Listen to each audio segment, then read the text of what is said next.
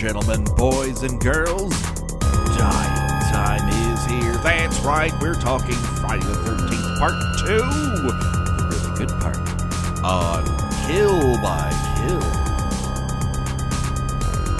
Well, greetings and salutations, Internet. It's your old pal Patrick Hamilton, coming to you once again from Camp Crystal Lake, or as close to it as we possibly can get. It's the Kill by Kill podcast, where we are dedicated to celebrating the least discussed component of any horror film, the characters. We're going to unpack all the gory details of Friday the 13th Part 2, in the hopes that a character's untimely end is just the beginning of the jokes that we can make about them. Each and every week, I come to you from the West Coast, here in Hollywood adjacent. Well, actually, Los Angeles adjacent. Listen, I'm in Los Angeles County, that's all you need to know. And I get the pleasure of talking to one of the best people about horror movies, and that is the one, the only Gina Radcliffe. Hi, Gina. Hi, Patrick. We're here, and this is happening. We have hit the sweet spot of Friday the 13th Part 2. Would you agree? Absolutely. I've been waiting since you asked me months ago to start this podcast with you. This is what I've been waiting to talk about. All downhill from here, baby. Certainly for this motion picture, yes. There's so much to talk about later on in other films, but as far as Friday the 13th Part 2 is concerned, this is the biggest back-to-back 1-2 punch, and we're not just talking about how Jeff and Sandra died. We are discussing both Jeff and Sandra, our lamented lovers, who are never very far from one another, and Mark, who is an incredibly handsome person with really sweet hair, who just has to fight off chicks left and right. Despite being paralyzed from the waist down. Yes. It doesn't stop anybody. It certainly doesn't stop Vicky, and I don't blame her, because he's fucking dreamy. Anyways, we'll get to Mark, because first, let's set this up in order by talking about poor Jeff and Sandra. They are in the Friday the 13th sort of trope. They are the lovers who can't stop touching one another and having sex. What I like to call, they end up with the sex kebab. Sex kebab. Oh, that's so accurate and gross. I feel like I'm misremembering how many different movies have used this. I think it's a lot less than I remember. But I think they start varying the sort of setup of it. Yeah. But at least in 1 and 2, you have these couples who are specifically the people who have sex couples. They are people you know for sure are going to have sex, because they never go more than 10 feet away from one another. They're always within arm's reach, which I think makes it maybe more difficult if you are coming at this from a killer's point of view to take on 2 people at one time. If they're always together, they're not isolated. This might make them more difficult to dispatch. So from that standpoint, I think it's an interesting variation. But I think you're right. I think this trope begins to mutate. I know for sure it comes back in 5. Right. Spoiler alert, kids, I don't like Friday the 13th Part 5, and not for the reason you think. I don't care who the killer is. It's a sleazy fucking movie. Okay, so let's talk about Jeff and Sandra, speaking of sleazy. He has what could only be described as Hardy Boy's hair. He's got a Hardy Boy's hair and this fucking hat that he watch kid. And again, it is like a wool hat, but in the middle of summer. And it has to be so hot. It has to have its own weather system under that. And he's never sweaty. Again, this is another one of those curious aesthetic choices, much like Terry and her tiny little cut-off sweater. Mm-hmm. Where it's we're going to dress in as little clothing as possible, but we really want to be also prepared for a middle of July deep freeze. Right. I mean, it's this weird thing where they need to establish everyone by a signature piece of clothing. So Paul gets a turtleneck, and Jeff gets this stupid-looking hat. When you look at these movies that are made of its own era, and this is the sort of anachronistic thing about Friday the 13th that I like, because you're given a very distinct window into a very distinct time. A lot of movies denote characters by the clothes that they wear. If you watch E.T., that group of friends that the older brother has, they all have very specific things that they wear in order to tell them apart. This one wears sunglasses. This one wears that stupid hat all the time. This one's Thomas C. Howell. I guess it's so the audience doesn't have to be taxed with the chore of remembering what these characters' names are. Yes. So it's just, well, he's hat guy, and she's glasses girl, and he's football jersey dude, and... Yes. Speaking of Mark, he is football jersey dude. He's football jersey dude. So that's Jeff. Sandra has what could be an amazing head of hair if only she understood what conditioner is, I guess. She looks very much like an early 80s Jersey chick. I could speak with some authority upon this subject. Okay. You know, she has that kind of frizzy hair, sort of, spends too much time in the sun. She's probably one of the only characters in this entire series who actually looks like a teenager. I don't really know how old the actress was who played her, but she looks pretty convincingly young. Whereas in most of these movies, these people look like they're like 25, 30, and even though they're all supposed to be like presumably like 18. Yeah, I mean, I think they're supposed to have an age range, but unlike the idea of most teen slashers, like your Nightmare on Elm Street series, those characters are almost always supposed to be high school aged. Halloween, the first movie, is set. Those girls are supposed to be in high school. Whereas Friday the 13th, I think, is interesting in that it ups that age up to college and beyond, as if making them adults makes them more capable or less vulnerable. And I think that is an interesting way to differentiate the film from its competitors. Yeah. Not buying it, Gina Radcliffe. Put it on the DVD cover, kids. So Sandra is she's very curious. That is Sandra's defining characteristic beyond her curls and her tight sweaters. She really needs to know what's going on. She drags Jeff off into the wilderness to find Camp Crystal Lake because she's heard about it constantly from their co-counselors at Paul's camp, from the sheriff, from Paul at the campfire. Everyone's talking about this. Why they don't think that someone's going to wander off and look at Camp Crystal Lake, aka Camp Blood, is beyond me. They do that, they get caught. They're not allowed to go to Casino Bar like everyone else and get drunk on weird beer. They are not conveniently eliminated. No, they're eliminated, but they're not eliminated from the script like right. Half of these other characters. Yes, they don't get into psychological conversations over drinks like Ginny and Paul are later on. No, what they get to do is dance to non-existent music, which they do during the first party scene. The second party scene, we see Jeff losing an arm wrestling contest to Mark. I don't know why he didn't show up in Over the Top. He was the only exclusion. And she lulls him away by saying, "Don't tire yourself out."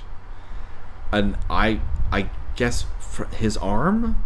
I guess there's a lot of arm action in that relationship. I'm not kink shaming. But I think you can both arm wrestle and have sex in the same night. maybe he really gets a full body arm wrestling. Maybe he cheats and just puts his entire full body weight into it.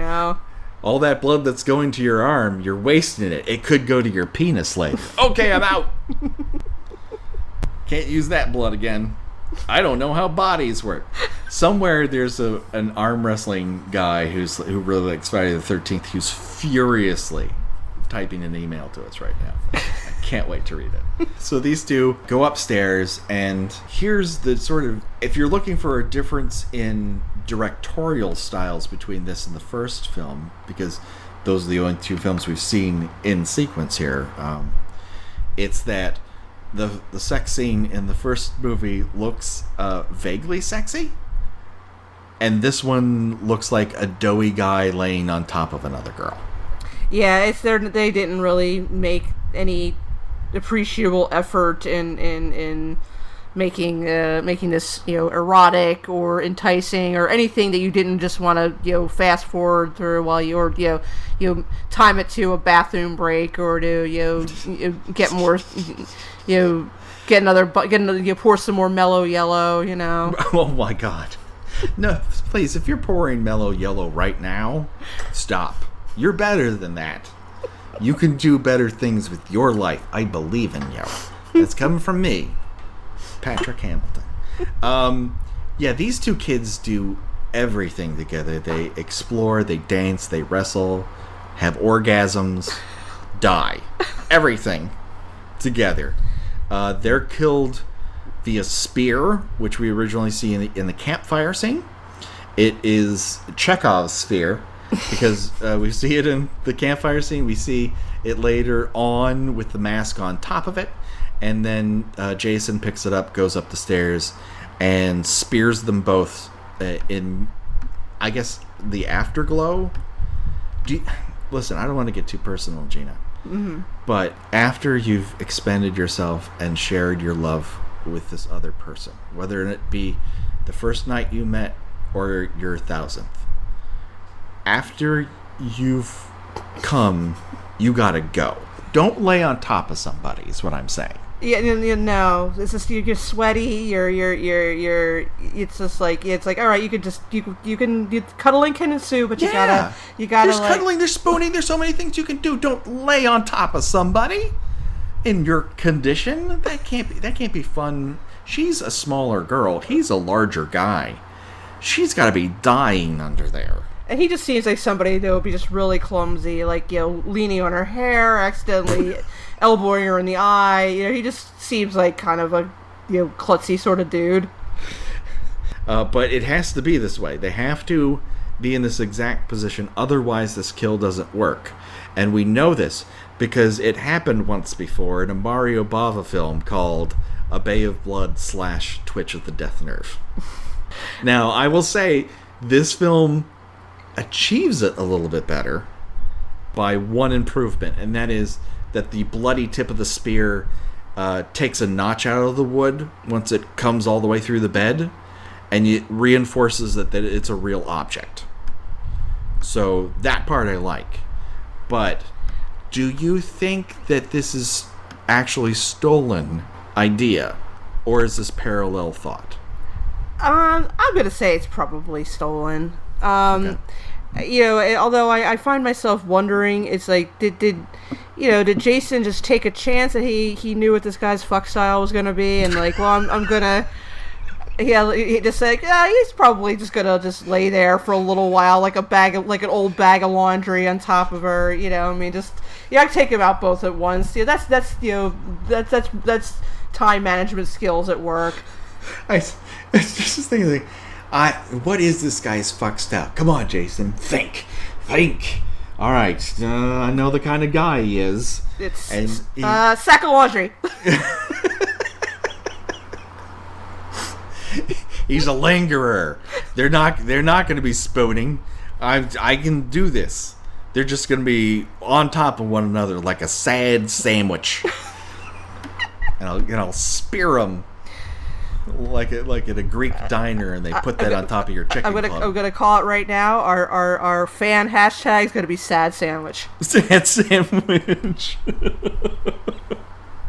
because sack of laundry doesn't really have that flow.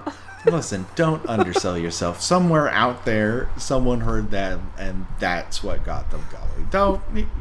You're doing just fine. So yeah, I think the more I look about it, and I happen to actually get the Arrow video version of Bay of Blood, Twitch of the Death Nerve, because it was on sale at Amazon, so I'm like, yeah, I'll get that on Blu-ray. And it is pretty dead on. because instead of the killer's POV, you're off on his shoulder, and that's the exact same shot from the Bava version. So to me, while it was harder to rip somebody off, I think that it's more than likely a ripoff. The more I see it, the more I think it probably is. Yeah, I would agree. Okay. So that is Jeff and Sandra. R.I.P.D. We barely knew you at all. Like, at all. And we spent the most time with them of pretty much anyone at this point. Jenny, like a close second. So let's get to it. Let's get to Mark. Yes! Mark is a super interesting character in that he doesn't come off as gross. Like, he's a jock that you don't hate. And it's not just because of his disability or the fact that he's in a wheelchair or anything like that. He just seems genuine and nice. He really doesn't get a lot of Vicky's double entendre. No, he seems sort of a little, like, oblivious, I guess. If films and, like, Meatballs and the like have taught me anything, wearing a t-shirt that states that you're easy is a welcome sign to sexual activity. So whether or not that's a component of his character or some blurring of him in real life and his character, I'm not sure. What does come across is he seems genuinely nice. Like, of all those people, he seems like the person you want to hang out with the most. Yeah, and I feel terrible for finding his death hilarious. But it is brutal. It is unfortunate. Mark is at least formidable. His sign of his strength is shown constantly. So even though he is in a wheelchair, I think he's a genuine threat to a killer lurking around. So this is one of those times when this version of Jason sneaks up on a person and just gets them when they're not looking. And then you have the aftermath of that, which is a wheelchair careening down a set of stairs in the rain with a guy with a dummy in it and a machete lodged in his face.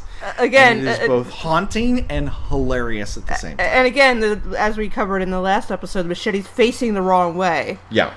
But I have come to the discovery that may speak of dark and troubling things about my personality, is I seem to find death scenes involving people in wheelchairs very funny. And I don't know why, but like the scene in Manhunter where the guy in the booth in the parking lot like screams and then just like flaming wheelchair just comes right into the camera for some reason. That's funny to me. When Richard Widmark pushes his grandmother that like down. Yeah, it's just the old lady in the apartment. Is it a family? It might be a family member. Kiss of death. Kiss of death.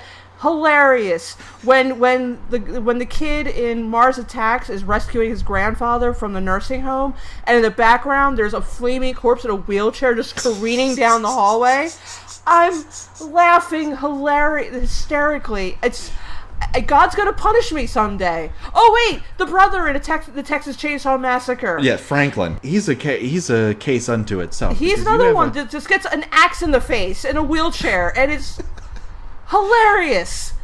I mean, that's one of Hooper's greatest sort of skill sets in that movie. It's practically bloodless. All of the violence is implied, and it makes you hate this brother Franklin so much that when he does die, it's a tremendous relief. It definitely takes the you somewhat unique approach of having a disabled character be completely insufferable. I mean, of course, that was like Play Dude. Have you ever seen? Oh my god, I forgot the name of the movie. It was a parody of beach party movies and is it Psycho Beach Party? Yeah, and they had the one girl in a wheelchair who was just awful to everybody and running over people's feet and all, and but that was like a parody of the saintly disabled person. But yeah, I mean, Franklin's he's just awful, and you just want Sally to just leave him behind, just like a doorstop, and she doesn't, and yeah, it is a relief when he's finally killed off, because now she doesn't have to feel guilty about leaving him behind. I don't know what my enjoyment of death scenes involving people in wheelchairs says about me. Now, does this go the other way? Do you also enjoy being menaced by a ghost in a wheelchair in The Changeling, or the late lamented head of the family? I mean, it's kind of funny when you just hear like, it's like a little wheelchair just like appearing out of nowhere. I mean, again, it's more funny to me than anything else. That cascading down the stairs backwards in the rain is such an indelible image. It's probably one of the most used snapshots, as it were, or callbacks in Friday the 13th history. Yeah, I would say it's probably the one death that everybody remembers. I mean, even I think it's definitely if you haven't actually seen the movie, you know that particular scene. Because I think it shows up in sort of compilations or sort of talking head documentaries about the greatest scares in horror film history. It shows up in Terror in the Isles, for example. It's really indelible. Once you see it, you can't forget it. It's probably one of the best lit sequences in the entire thing, because the actual lamppost allows it to have a very moody shaft of light down the stairwell. Mm-hmm. And it's outside, so it's impossibly long. It goes on for too long, to the point where they flash to white at a certain point. They're just like, okay, you've seen it. It's pretty well done. It's the highlight of the entire movie. If it was boring you up until this point, you could shut it off after Mark. Just stick with that. It's worth it. Yeah. So do we have anything else to say about Mark before we say adieu? He lived well and died hard, so Not that hard, because Vicky was on her way, because she changed into her sexy sweater. But we'll get to Vicky. Oh, I already dropped a hint. Vicky wears a sexy sweater. What's a sexy sweater? You'll find out in the next episode, because I'm going to talk all about it. That's right. Before we move on, though, there is one thing we have to do to make a choice. We have to choose our own death venture. And would you rather die in a sad sex sandwich, or in a wheelchair with a machete to the face, and then a quick trip down the stairs backwards? I want my death to be a memorable one. I want to be one that people talk about for years. I think you'd be safe in either one of these, though. Yeah, but I also want to be remembered as a good person. Okay. So I think I'm going to have to take Mark's way out, because I mean, it's not a lot of the deaths in these movies in the series are from people doing stupid things. Mm-hmm. Like Scott. If Scott hadn't been trying to steal Terry's clothes and right. Being cute and pulling this pickup artist stuff, he wouldn't have ended up in a snare with his throat slashed. But Mark wasn't really doing anything but just kind of sitting around, waiting to get laid. Yeah. And so I think that despite the absurdity of his death, he went with his dignity intact. So I'm gonna have to go with Mark. Okay. I am going to go with Jeff for the following reasons.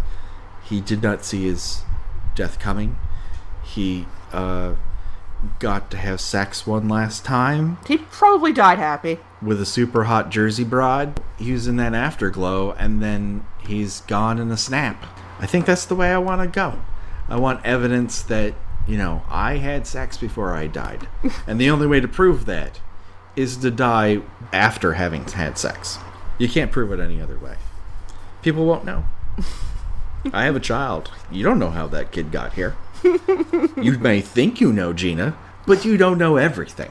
And so that brings us to the finale of this episode of Kill by Kill. Hey, do you want to talk to us about something? Now, it probably has to be horror film related. Otherwise, I don't really have time for that. I have friends and I have family that I have to take care of. But if you've got something that you want to say to us in a very kindly way, there's a couple ways to get in contact with us. There's a Gmail. killbykillpod@gmail.com. Send us an email. It's a longer way to do it. If you want to just hit us up on Twitter, at killbykillpod. Hey, do you want more people to know about us? Why not rate and review us on iTunes? That's a great way to say that you like us and that you want more of this, and get us disseminated, because there's so many podcasts about a great many things. This will help. Is there anything else you need to say before? Where can people find you on the internet, Gina? Well, I write about old television from the 70s and 80s at tuneintonight.wordpress.com. Okay. That sounds fantastic. It is fantastic. You should check it out. I think you find some of the weirdest crap I've ever seen in my life, and it happened. It happened on television. Don't worry, folks. The body count will continue, but until that time, for myself and for my friend Gina Radcliffe, bye-bye, everybody. Bye.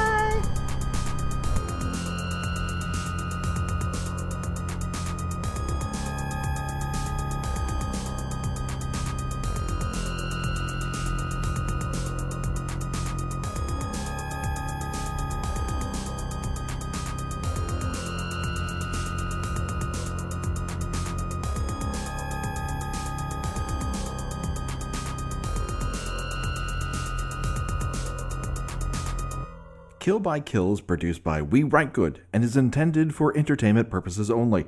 Friday the 13th is owned by Paramount Pictures. Jason is owned by New Line Cinema. No infringement is intended. Kill by Kill logo was designed by Josh Hollis. Visit him at joshhollis.com. The Kill by Kill theme was created exclusively for us by Revenge Body. Get the whole track and much, much more at revengebodymemphis.bandcamp.com today.